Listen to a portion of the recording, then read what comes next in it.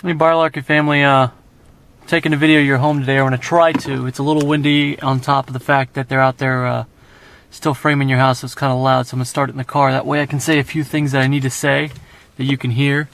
So give you a heads up, you're currently right now in a stage 2 of 10. Once they're done with the roof, I mean they framed, looks like mostly the house, and they're putting the oriented strand board on the roof before they put the felt and before they put the felt paper on and before they put the shingles on. Getting ready to walk out and go to the house. Hopefully you can hear me, but I wanted to say those few things so you knew it was going on, because it's a little loud out there right now. Okay. Started framing yesterday. They should be finishing up the framing today.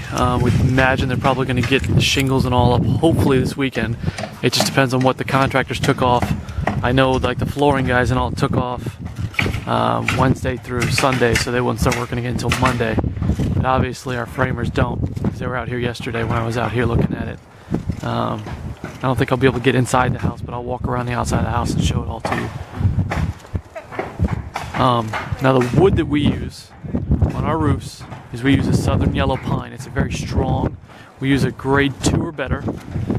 It's very strong, and we use that on our engineered trusses. When we do framing on the inside of the home, on the walls, we use what's called a spruce pine from up north. The reason we use a different pine on the inside is because that wood does not warp or bend nearly as easily as most other woods. So you won't have to worry about, bowing in your walls and everything like that for that reason. It doesn't look like I'm going to be able to get in the house, but I'll just walk around the outside and give you guys an overlay. We use, on the outside of the walls, oriented strand board, and we use the same thing on the roof. The reason we use that instead of plywood is it's a more durable, longer lasting wood. It can take a lot more moisture, more abuse than regular plywood. It's not the same thing as pressed wood. If you want to get exact details of how the process is made to make it and everything else, you can probably look it up online. And once again, it's called oriented strand board.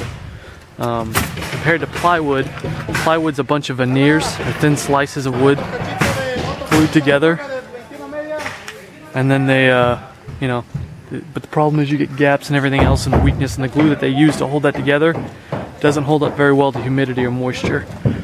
If you were to submerge that in a piece of wood, in water, it would come apart in about a day or two. Versus oriented strand board, if it's submerged for an entire week, it will not start to come apart or anything like that. Which is why Mr. Henry switched to it a long time ago. He was the first builder in the area to use the oriented strand boards or the monolithic foundation that I talked to you guys about, rather than the stem wall, which has got cinder blocks and everything else in it. This is going to be the Florida room here with the oriented strand board on it, the OSB. We're not quite done with the roof over here yet, or on the back here, but this is your rear covered porch here as well. And these are your trusses here for that roof line to continue back here.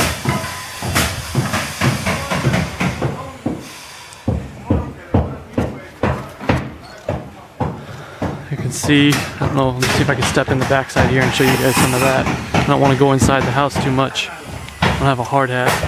The plumbing and all's already still in. You can see that there. That's for this back bathroom back here. So all that's already in. It's through the foundation. I'll work our way around the other side, see if I can give you guys a view of anything else that way. Go from there.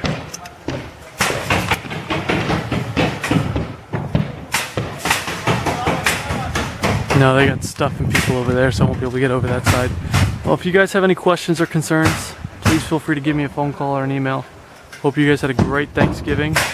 If you need anything else from me, let me know. I'll try to take some pictures as well and send them out, because it's a little hard to see some of this stuff without being able to walk into the house. Guess talk to you later.